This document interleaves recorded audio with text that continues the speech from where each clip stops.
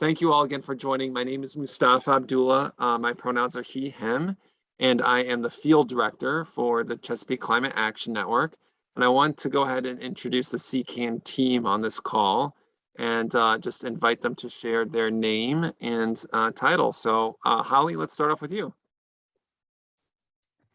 Hey y'all, I'm Holly Bradley. My pronouns are she, her, and I'm the West Virginia organizer. And Monica. Hi, everybody. My name is Monica O'Connor. My pronouns are she, her, and I am a Maryland organizer. Hi, my name is Xander. My pronouns are he and him, and I am the Northern Virginia organizer. Great, thanks so much, team. And to get us started, Xander, can you pull up the presentation on your end? But I want to invite folks to actually introduce yourselves in the chat. So you can do your name and pronouns and where you are calling in from and what's bringing you here today. I want to invite folks to introduce themselves.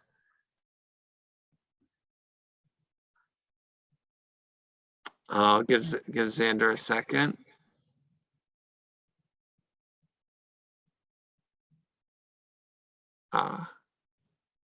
Sorry, give us 1 second.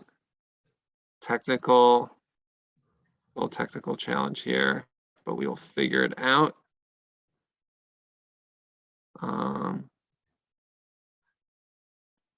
Okay, Xander, you should have it. I had problems getting in. My links were invalid or something that I had saved from RSVP. Oh.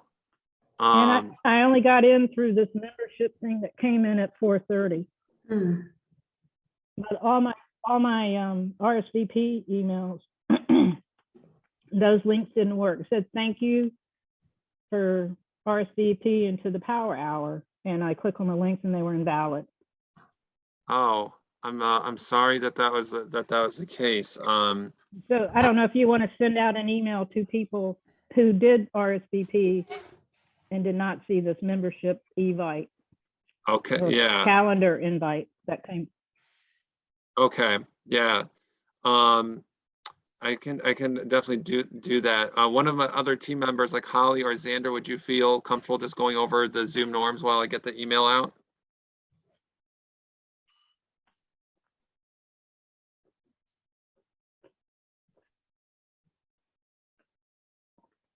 Yes, I can do it. It was hard for me to see while I was screen sharing at the same time. I'll go ahead and do that right now. So we are going to start with some Zoom norms. So on your toolbar on the computer all the way to your right, you can see, whoops, there we go. Whether you're joining from a computer, smartphone, or a tablet, you can see this toolbar at the bottom of your screen where you can mute and unmute yourself, turn your video on and off, see the participants, and use the chat.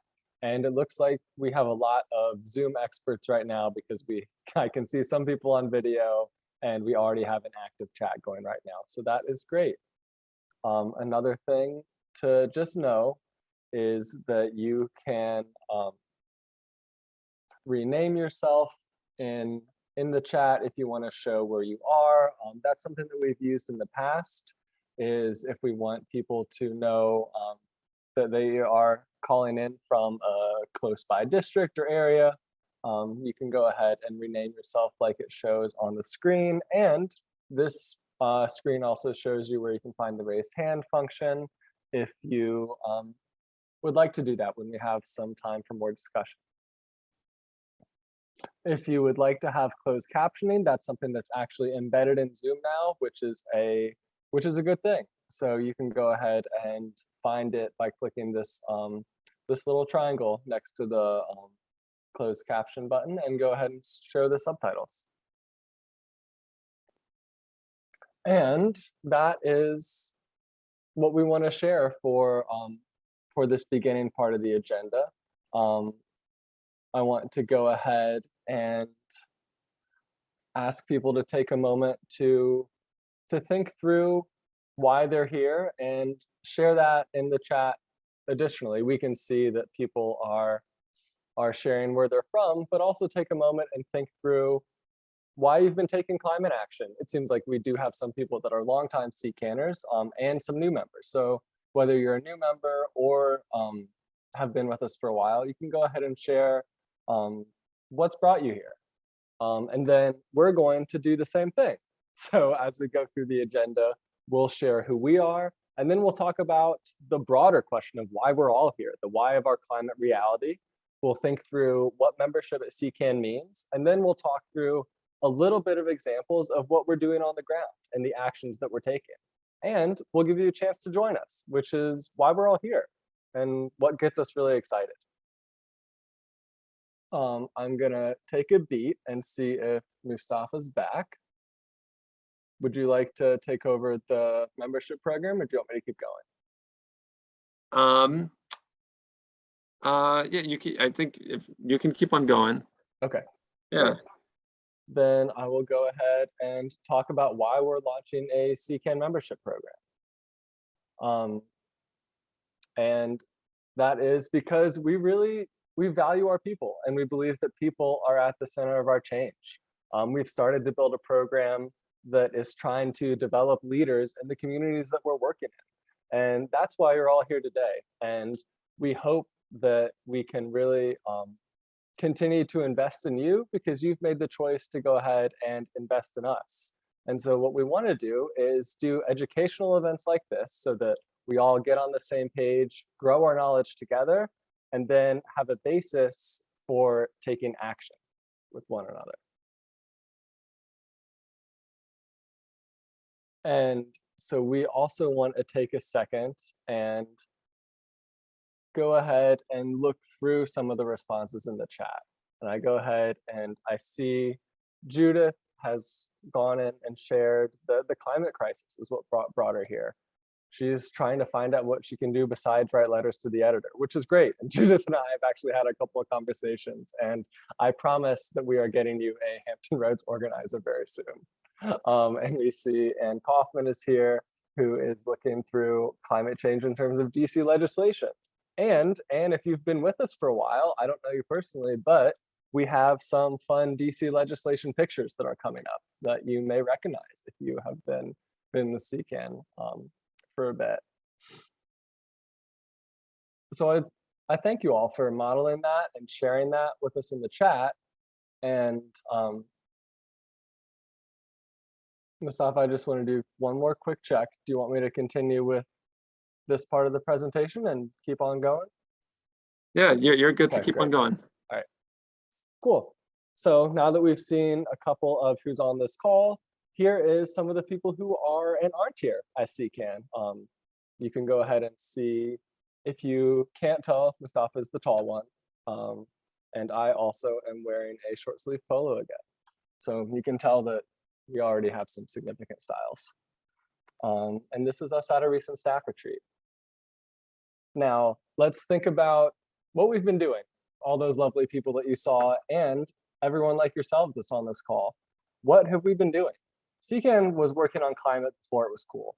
We were founded in 2002, and for context, this is about 4 years before Al Gore released An Inconvenient Truth. And as you can see from the picture, these guys have chained themselves to a ledge and are holding a banner that says, "Bush, let Noah tell the truth."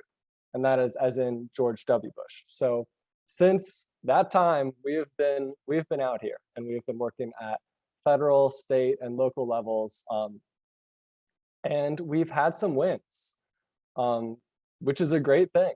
We've had wins in Maryland. And I really like telling this story of the Maryland Renewable Portfolio Standard, because I think it really just shows us, how quickly we can get big wins. So back in 2004, Ccan's first legislative victory was by getting a bill passed that said 7.5% of Maryland's energy mix needs to be renewable. And that's going to happen by 2019. And that just sounds like peanuts now, because now in 2019, we passed an act that required 50% to be renewable by 2030 and 100% by 2040. And these types of numbers were just unimaginable back when Ccan started and when they got that first renewable energy standard passed in 2004. And so I think that just shows us why we keep doing this. And it's really nice to take a step back and see that. And we've continued to have statewide wins in Virginia. We had a change at the top in Virginia recently. We went from having strong Democratic leadership to being having a Republican governor. And we've continued to make progress on climate. We got a bill passed with strong bipartisan support to start electrifying Virginia's fleets, even under this new reality. And we've also continued to have wins against pipelines on the local level. Back in December, we had a huge boost with the Air Board hearing in Buckingham, Virginia. And this was a really wonderful story because this is a place where there was a compressor station that was sited to be built in this Black community. And for a long time, Ccan, with people like you and others, have been pressuring our regulatory agencies to really see what the situation is on the ground and go ahead and actually engage with people when they make these decisions about whether they should allow these polluting infrastructures into communities. So with that backdrop and with the backdrop of other wins like the Virginia Environmental Justice Act, Ccan activists and our coalition partners actually brought the people making the decisions to Buckingham. And they listened to people in the community and they saw that what was happening was wrong and they rejected this permit, which was a huge win for us and really set back the Mountain Valley Pipeline. And we've continued to build momentum since then. And all that to say, just to give you some examples of what people like you can do and what this work looks like beyond sitting in a Zoom room with one another. And we think that it's working and we believe in it. And so you can see how we think about this with our theory of change. This is the DC slide that I was talking about for our DC legislative friend. We believe that we need to go big and that by putting forward big solutions, it'll push our leaders and it'll push us to think about what's politically possible. And we recognize that we need to seek transformative solutions, that a lot of reforms have really left us in the situation that we are now. And we love people. We love that you all are spending your time here with us. We love our neighbors. We love our community members. And we know that we need to center people who are most impacted by the climate crisis when we're talking about solutions. And we need to get a big and broad coalition. We need to get a couple hundred people to make this 80% by 2050 demonstration on a lawn. And just looking at the number of people here, they're not all going to agree on everything, but they can agree on what they're sharing right there. And that's what we need to do with our coalition work. And also thinking about this picture, we need to be creative. We need to do actions that get people excited. So we're going to shift gears just a little bit and think through not only what's been done, but why we're all sitting here in the first place, some of the why of our climate reality. And so what we're seeing is that countries like the United States and many other countries in Europe, what some people call collectively the global north, have emitted 92% of emissions throughout history. And that's just the reality of what's happening with our climate and where these greenhouse gases came from. And one step further is that while these emissions were being put into the air, they were being put into the air to make things, to build things, to make the world that we live in today, which has oppressive structures and has inequality. And so the roots of this climate crisis have been fueled by corporations seeking profit, and they've really benefited people in the global north and people that have wealth already. And so that's what we need to think through as we're thinking about why these emissions got in the air and how they got here. And we also need to think through what's happening. The second point that we need to make after we have that background is that the climate crisis is an incredibly uneven crisis. It's uneven in its cause, like we just said, and it's uneven in its impacts. And we can see this. One close to home example is that when we see flooding in Hampton Roads, and when we think about where flood walls are being built and where there are plans and existing money already coming in to protect communities, we see that there are significant resources available to protect the military bases. We see that there are significant resources available to protect central downtown districts.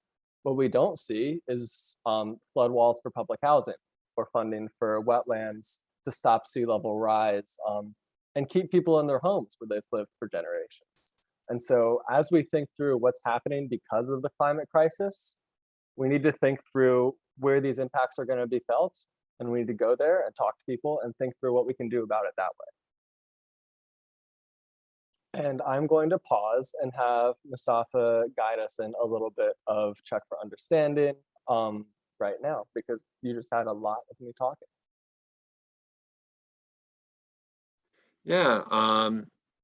Are there questions that folks have that are relevant to sort of Ccan's history? And in a moment, we're going to be talking about our theory of change and the reason that we started this membership program. And then we're going to then also have updates from our Maryland and federal and Virginia work, and then talking about opportunities to take action and to join the work for those that are interested. But any questions that folks have?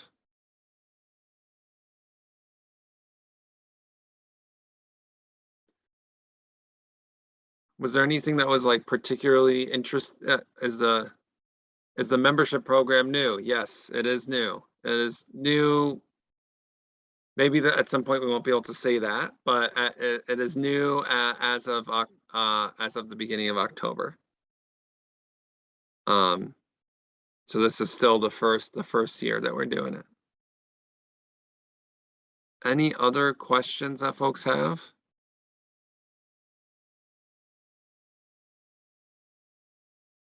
Anything that folks want to share in terms of what they learned from the information that Xander shared, or any information that particularly resonated with you?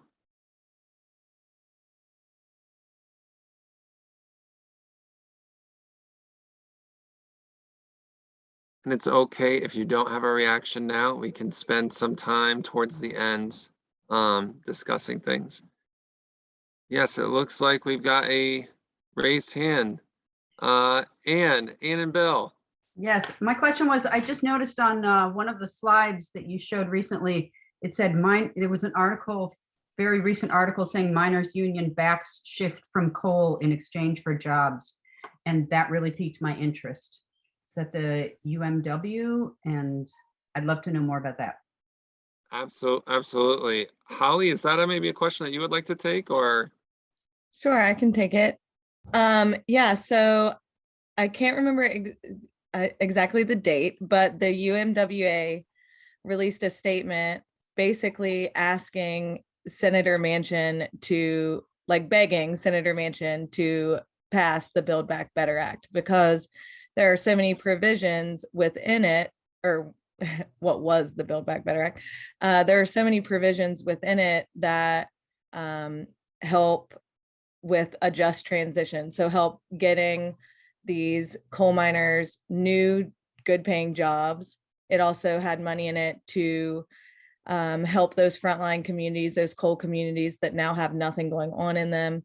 And also the black lung excise tax was in the reconciliation package. And so that is super important to them, because when these coal companies shut down or file for bankruptcy, they're no longer obligated to pay the miners medical bills. So coal miners, the UMWA, they want this climate legislation because it has so much good stuff in it for them. Yeah, if my memory serves me correct, I think it was right after Manchin surprised everybody, including the White House, and came out on Fox News announcing that he was pulling out. I think it was like the day after that or something that the mine workers came out with the statement. Sandy, we're going to get into that question about how the membership program makes the work different in just a moment. It's a great, great, great question. All right. Well, folks can continue to think about questions or just their responses to the content. And we'll come back and be able to answer some questions at the end. So I think passing it to Holly. All right, so we heard about the reality of climate change and the history of Ccan, and now we'll talk a little bit about what we can do. So what exactly does that look like? Do I need to give up straws? Should I no longer fly in an airplane? Do I recycle? Do I buy stuff from Amazon? Do I be riddled with guilt for all of these decisions? And what do we do when the problems are so big that the impacts are so harmful that we feel like all we are doing individually is chipping away at a brick wall with a spoon? So for me, the answer was to get a job working to address the systemic issues. For you, that answer is similar: joining Ccan by becoming a member and become part of the movement for change. A lot of powerful people are invested in perpetuating climate change. And these powerful people and companies would love for you to believe that you could have a meaningful impact by just using more energy efficient light bulbs. But to meet what the climate crisis demands and what our planet begs of us and what our communities require from us, we need to make significant change to our laws and how companies source their energy and the creation of their products. To stop that system and to change the laws, we need to make it too disruptive and costly for things to continue as usual. So in order to meet the scale of the problem, we are building this membership program and investing more resources in our organizing work with the intention of effectively leveraging our community's resources and power alongside Ccan's mobilization, advocacy, legal, and communications efforts and tactics. So I'm throwing around a lot of terms, but what do I actually mean by organizing, and how is that different from advocacy and mobilization? This slide breaks down the differences between these modes of change theorized by Dr. Jane McElvey in her book, No Shortcuts. When you read these examples, organizations that prioritize these modes of change in different ways might come to mind. A classic example of an organization that focuses heavily on advocacy is the ACLU. They do fantastic work litigating in key civil rights cases and doing public policy advocacy. But much of their impact is made in the courtroom or through direct lobbying efforts. There are also many organizations well known for huge mobilizations, but have historically placed less of an emphasis on organizing. A big example of this might be the Women's March. Most people who participated were involved simply by showing up. So mobilizing is best understood as a tactic that can be used as part of your plan that focuses around a one-time event or action. It should never be the model you build all of your work around. So our goal here is not to simply grow our email list or our donor base, but rather to actually bring people into our movement by organizing. You know you're organizing when the people you've touched come away with a sense of collective ownership and they understand their own agency in creating change. This isn't to say that mobilizing isn't important or great, because number one, it can serve as a way to show people in power the size of your movement and create that disruption we were talking about earlier. And number two, to be a point of entry for new people who are not yet fully engaged. However, these mobilizing tactics are managed by the core activists in your movement and require little of the people you have mobilized. The ability to mobilize a large number of people is good, but unless you combine it with the work of organizing, it limits your ability to build capacity. Organizing expands and strengthens our relationships with the people we are working with because it requires people to work collectively. The best way for me to tell when I'm organizing or mobilizing is by the kind of questions I'm asking. When I'm mobilizing, the question is, can you come to this action? And when I'm organizing, the question is, can you be a part of this project? So in the next few years at Ccan, we plan on organizing and training hundreds of everyday people who will then in turn organize their own community. And making sure we bring a holistic approach and analysis that includes a racial and economic justice lens. Our vision is that our movement will become broad and inclusive enough to become an unstoppable collective force against climate injustice. So you might want to know what that means. What does it mean to join Ccan's membership program? So as a part of our membership launch, we have specific expectations for members in Ccan. And the good news is that you have already completed half of them just by being here. So we are asking all members to attend this training to meet one another and learn about our work, our new member and volunteer infrastructure, and ways you can volunteer. We are also asking for a sustaining donation of any amount, whether it's $1, $5, $50, or $100. If you give any amount monthly, you don't have to worry about your membership ever expiring. This will ensure you're a member for 1 year. We thought a lot about different membership models and whether to ask for a set donation or any money at all. And we also compared similar advocacy groups models and can share more about that process another time if folks are interested. If you have provided a recurring tax deductible donation, then you will be automatically added as a member. And otherwise, we encourage you to become a member at the link provided in the chat. As members, you can take action on all the activities listed below. In fact, you may have already done some of them. For example, if you attended a lobby day or any other Ccan event, we will always work to bring as many people as possible to lobby days, rallies, or other public events, whether or not they're members. But because we have limited time and resources, we'll have some support and benefits that are just for members, such as the training program, action teams, and advocacy priority setting sessions. We're excited to work with each of you as you build power in your neighborhoods and take on more actions as you are interested and able. The training program and action teams are a big part of engaging a broad base, but also developing leaders. Who could be you? Do we have anyone who is signing up to become a member? You can raise your hand or raise your virtual hand or your physical hand. And we are going to drop the link in the chat and encourage you to become a member. So here is a sample of some of the trainings that we will go through with our members.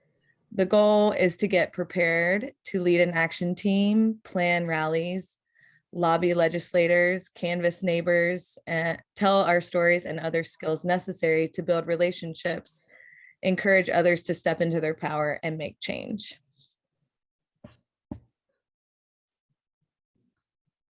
And next, we're gonna hear about our different campaigns in each of our states. I'll pass it over to Monica. I just want to give a quick shout out. Thanks to the couple of folks who have signed up to become members, and I'm sure a number of you are already members and already give. And so we're just so excited that you're made the decision to join us tonight and to learn more about our work and get involved. So I'm going to pass it to Monica. Great. So yeah, so that was a great presentation from Holly, and I'm going to talk a little bit about what we're doing in Maryland and how, as members, or you can really get involved. So before I talk about that, I just want to give a quick wrap up of the Maryland legislative session, which just ended. and afterwards, I'm going to talk about 2 exciting campaigns in Maryland, and then we'll move on to the Virginia and the federal team and talk about what their campaigns are.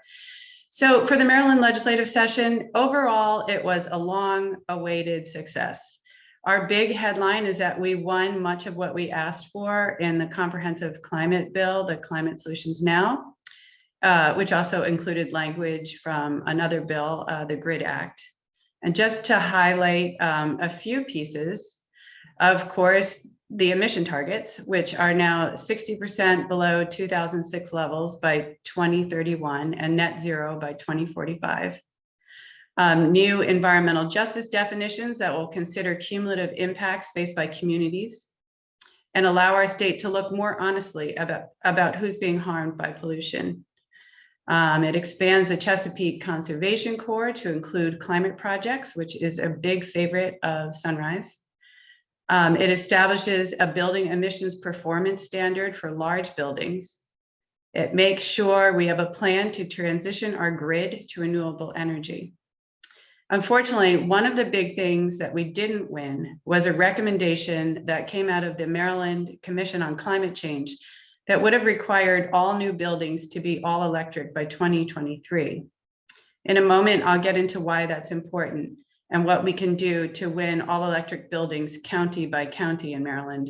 But overall, we're excited to have several significant policy wins under our belt after 2 years of very little progress on the state level.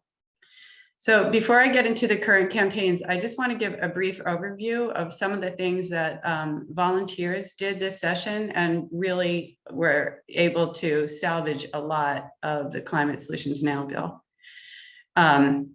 As always, we had volunteers with us every single step of the way. So even though Omicron delayed coming back in person, our volunteers still made their voices heard in Annapolis with tons of letters, emails, phone calls, and lobby visits. Over 1,000 people took action with us during the session. We had a really successful lobby night with over 120 attendees, and we had 70 legislative visits that night. Our grassroots lobbyists were visiting legislators right when they were being lobbied heavily by the oil and gas industry. And that gave us really great intel. It helped us to target weak legislators and to preserve the most important pieces of our bill. And I know that Liz, I'm going to give a shout out to Liz, who's on the call tonight. And this is a great story. Howard County volunteers really pulled for us. One of our senators from Howard County was really wavering on the Climate Solutions Now bill, and HOCO Climate Action gave her so much attention over a weekend that by Monday, so many phone calls that by Monday, she asked our policy director how she could stop the calls. And of course, that was by voting yes on the bill. So, you know, throughout the session, volunteers kept generating tons of pushback through calls and emails. And, you know, the bill ultimately came out of the House, a bill worth fighting for. So we have so much gratitude and thankfulness for the volunteers. And we're really excited to continue tackling big projects with you. So really quickly, our next 2 campaigns and big projects that we'll tackle with you are the building electrification campaign. So like I said, this was the biggest loss for the climate bill. And electrifying buildings is really crucial for the climate movement. Worldwide, the U.S. Climate Alliance found that building construction and operation accounts for 40% of all carbon emissions in the world. So in Maryland, burning fossil fuels for building produces the equivalent of 4.5 million cars or 5 coal power plants. That was 25% of the total emission of fossil fuel combustion in the state in 2019. So not only is gas deadly due to emissions and to gas explosions and to creating the climate crisis, it's also, we're learning more and more, linked to respiratory and skin irritations, neurological problems, dizziness, nosebleeds, nausea, headaches, even having, you know, gas stoves in your house has serious polluting issues. So a very low-hanging fruit is to construct for all new construction to be all electric. Experts and architects and engineers and builders tell us that it will be equivalent cost or cheaper to construct all electric buildings than it is to include fossil fuels. And frankly, laying new fossil fuel pipes for an industry that we're moving away from, makes no sense. So one major lesson that we learned this session is that there has to be a lot more public education around electrification. We know from the past that public awareness and support of an issue is what creates the necessary political pressure to move legislators. So while we missed the chance in the General Assembly, we are not deterred. We know that electrification wins are happening all around the country: California, Massachusetts, New York, New Jersey, Washington, Colorado, and nearby DC. So with your help, we want Maryland to be next. We have a plan for the spring and summer, and we're launching a community-based Electrify Maryland Roadshow.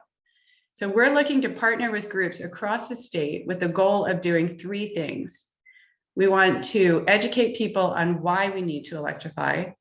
We want to inform folks on how to electrify, literally how to give them the information they need to decarbonize their own homes.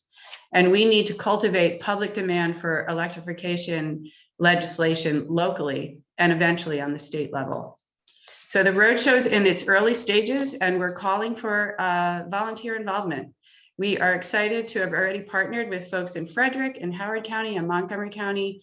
And if you are interested in putting on an Electrify event in your community, or you want to learn how to be a presenter of these events, please sign up. I think Holly is going to put a form in the chat for folks to indicate that. And the other really exciting campaign that I want to tell you about is our electoral campaign and our electoral climate justice platform. So with an eye on the important races in Maryland, we've been working with our friends at CASA and the International Brotherhood of Electric Workers and NAACP, Maryland State Conference, to develop a climate justice resolution to ensure that climate is a wedge issue in 2022. In addition to that, we're internally strategizing and developing our electoral campaign work, because this is the first time we're doing this at Ccan. Our goal is to gather candidate and community support for climate justice via this resolution, while also working to elect climate champions across the state, specifically in key districts. We're officially launching this work on April 28th via a virtual event, which will begin at 6:30. Please join us if you want to hear about that and know what our next steps are and how we'll succeed in filling the General Assembly with climate leaders. Again, if you look in the chat that Holly put in, there'll be a space for you to indicate if you want to be part of that campaign. So those are the 2 major campaigns that we're working on and we really need support with in Maryland. And I am going to pass it along to Xander, who will talk about what's going on in Virginia. And I know that folks have some questions. We're gonna hold to questions until the end, but just know that we see you, and you can feel free to keep your hands up. Okay, great. Thank you, Monica. Yeah, so in Virginia, we are building community and we are fighting bad guys. And that's what I love about it. That's what I love about Ccan. And those 2 phrases, for me, really correspond with our 2 current active campaigns. Our first one is our Mobility for All campaign. And you can see that in the picture on the left, where we have Ccan member Penny and RVA Rapid Transit Director Faith, and they're hitting bus stops. They're talking to people where they are, and they're trying to see how we can get more people on public transit and trying to see how we can make a low carbon transportation system that actually works for people that use it. And so that is just one example of the work that goes on with our Mobility for All campaign. And in addition to being a chance to get outside, to meet people, to talk about public transit in Richmond specifically, it's also a chance to build institutional power, because like we said, we focus on systems. And so not only are we talking to people and hearing their stories, we are gathering a list of people who want to join a writers' council so that we actually change the balance of power and decision-making about public transit in Richmond. And the people that use the transit are the ones that make decisions about it. And this also goes back to what we talked about with creativity. I don't know if you can tell in this picture, but these are Valentines that we're handing out to people right around February and Valentine's Day. So we're building community, we're having fun. And then in Fairfax, another campaign that we're working on is to try and adequately fund the park system. We've seen that in mobility, people have to drive to get to places that they want to go to. And we want to build a world where everyone has access to a high quality staffed park right outside their door, and that they're able to actually use it. And we've seen in Fairfax, this isn't the case, that because of systemic oppression and inequities, there's always funding for a golf course in McLean, but there's not funding to actually implement a invasive vine management program in Colmore.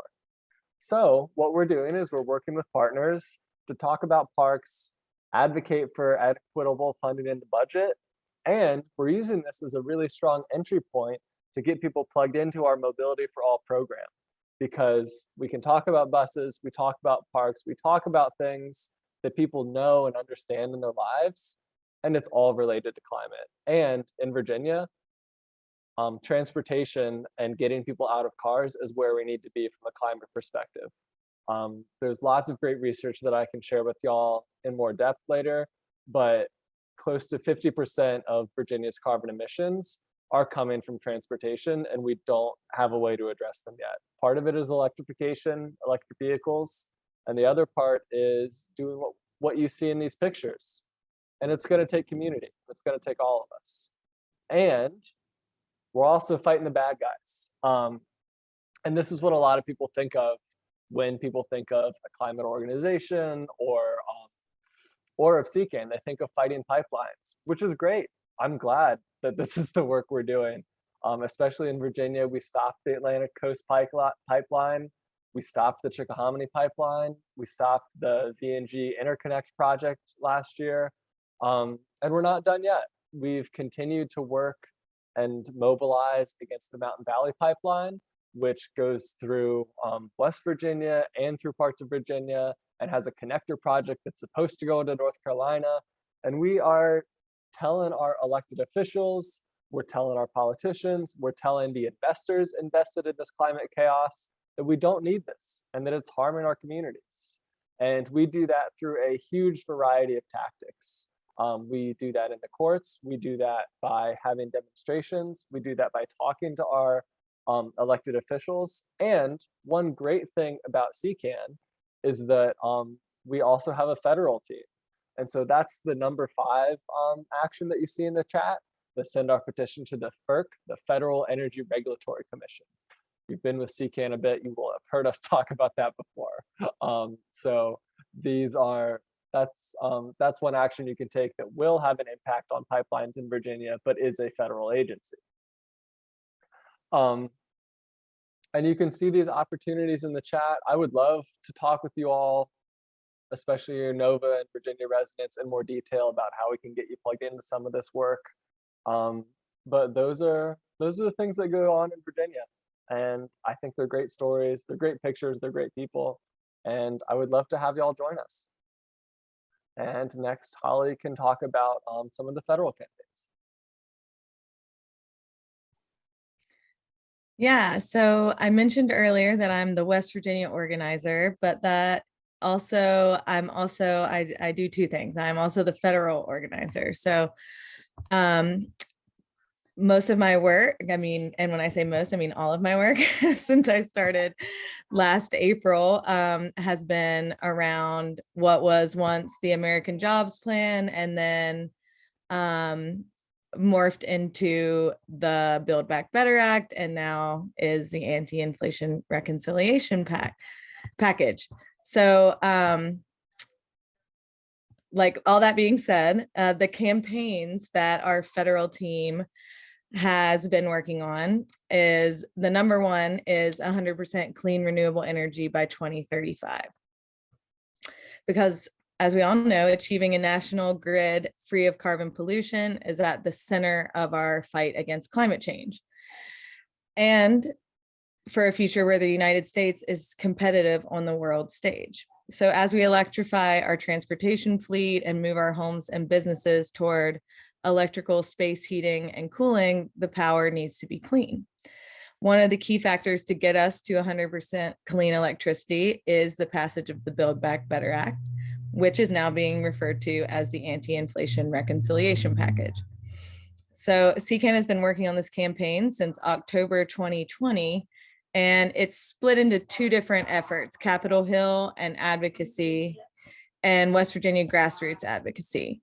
So our Capitol Hill advocacy has been led by Jamie DeMarco and Quentin Scott, and they began reaching out to moderate members of the Democratic Party in the House and Senate to get them on board supporting 100% clean renewable energy by 2035. They also did lots of outreach to progressives to let them know that they had the cover to push for bold climate policy.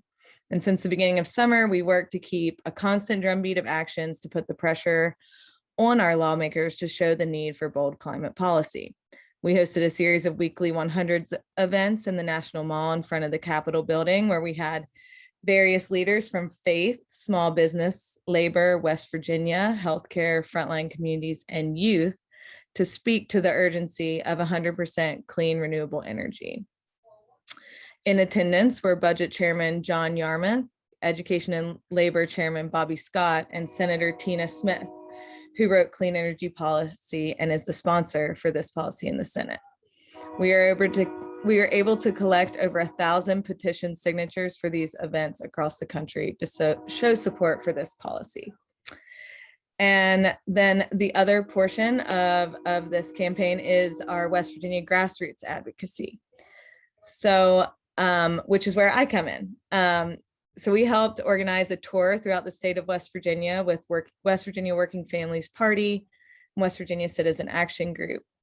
In each city, volunteers canvassed for 2 days, talking to folks about what was then the American Jobs Plan. And this tour concluded in DC to show support for 100% clean energy. We've also organized a bike tour called the Bike Back Better event, which was in Charleston, West Virginia, and showcased all the ways that Build Back Better would benefit the people in West Virginia. We hosted a press conference at a solar company, childcare facility, and a healthcare facility where West Virginians spoke about the positive impacts Build Back Better would make their lives, and made the front page of the Charleston Gazette. And then the next day, Senator Manchin said Build Back Better was dead, unfortunately. We also led phone banking efforts where we were able to patch over 100, well, it was actually 300 West Virginians to Senator Manchin's office in support of Build Back Better. And like we said earlier, we heard the news about Senator Manchin killing Build Back Better, and then the United Mine Workers of America spoke out. And I just dropped the video of that in the chat for y'all to check out later. And okay, let's see. Yes, and then our other campaign is Make Polluters Pay. So for 50 plus years, big oil and gas companies have knowingly contributed to climate change. We are calling on the federal government to hold the biggest polluters liable and demand that they cover the costs of mitigating climate change and climate adaptation. It was written by Senator Chris Van Hollen and co-sponsored by Jamal Bauman, and Ccan helped to build congressional support for this idea by visiting office to speak to members in the House and help to secure 10 co-sponsorships on the House side for this bill, bringing the total up to 40 co-sponsors. And what this will do, it will create a giant fund where folks can apply for grant money to update infrastructure, fund clean energy build-outs, etc. And the current plan is to officially introduce this bill sometime this year, although it will be a smaller version. And then the third thing that we are doing is calling on President Biden to end the era of fossil fuels by stopping the approval of fossil fuel projects, banning federal fossil fuel leasing and drilling, and stopping fossil fuel exports. We need him to use executive order to make sure we can end the era of fossil fuels. Pressuring Biden to use authority through the Clean Air Act to end the sale of combustion engine cars by 2035 is also something that we're working on. And could also use executive order through the Department of Energy to transform the energy sector. So that was a lot. But so now there's a few ways, a few opportunities that y'all can get involved on the federal level. And the first one is actually happening on Saturday at 1 p.m. in DC.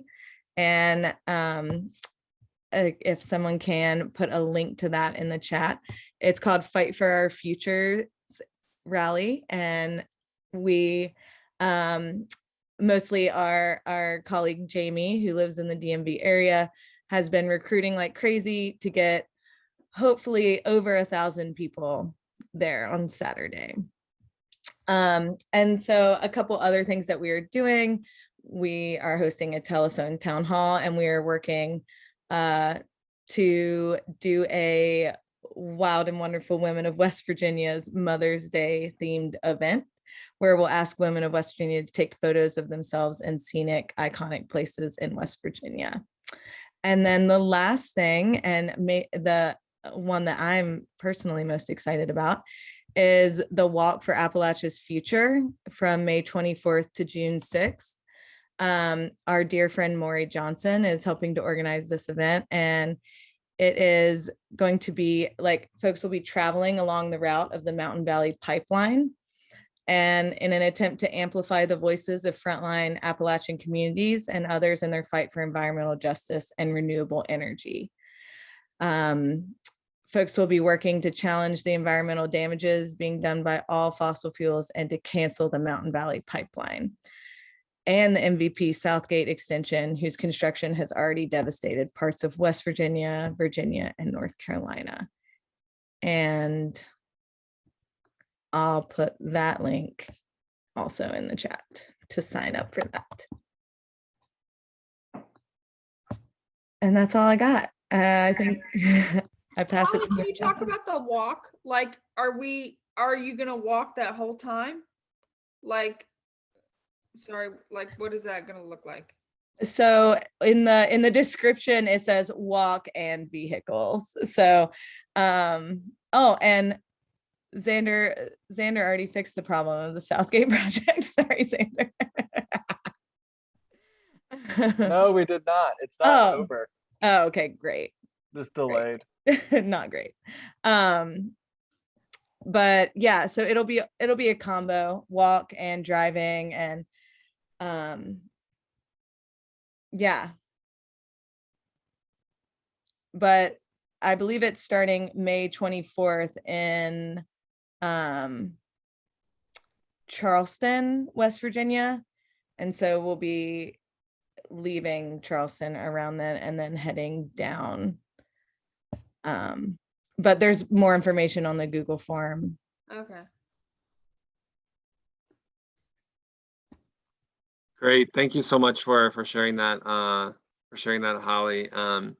I wanted to also say, I noticed that Anne put in the chat an update about legislation in DC regarding the Climate Comment Act and the Clean Energy DC Building Code Amendment Act. And that is something that actually one of our volunteers, volunteer leaders in DC has been working on and in representing Ccan in those spaces. And so we'll be sure, if anybody's interested in if you live in DC and you're interested in that work, would be very happy to connect you with our volunteer who's also been working on that, and folks can team up together and help us figure out our strategy there. So thanks so much for raising that. I also just wanted to say that, there's, again, my name is Mustafa. I'm the field director. We're just also honored by everybody joining this call tonight. You've heard a lot about amazing work that's happening. And I talked, what Xander talked about, the reason for starting this program is that we're building these volunteer teams that enable us to deeply embed ourselves in communities and to invest in their leadership development. And so we all had a conversation about, we shared about what was bringing us to this work. Some of you folks on the chat talked about your grandchildren, and some of you all talked about the climate, about how climate change was impacting migratory patterns and how that brought you here. And and I mentioned that for me it was about war, and particularly war in the Middle East and war over oil. And so we just all clearly have different pathways that have brought us here, and that makes us stronger. And Xander talked to us about our climate reality and how time and again, Ccan, many supporters like yourselves have risen to the challenge. And we also talked about our vision for organizing and training hundreds of everyday people who will then turn to organize in their own community. And our ability to build our capacity is inherently reliant on investing in people on the ground. So there's a lot of opportunities to take action in Maryland and Virginia and with our federal team. And we need to meet the moment and continue to build the future that we all aspire to build. And so I want to, again, invite folks just to take a minute to sign up to volunteer.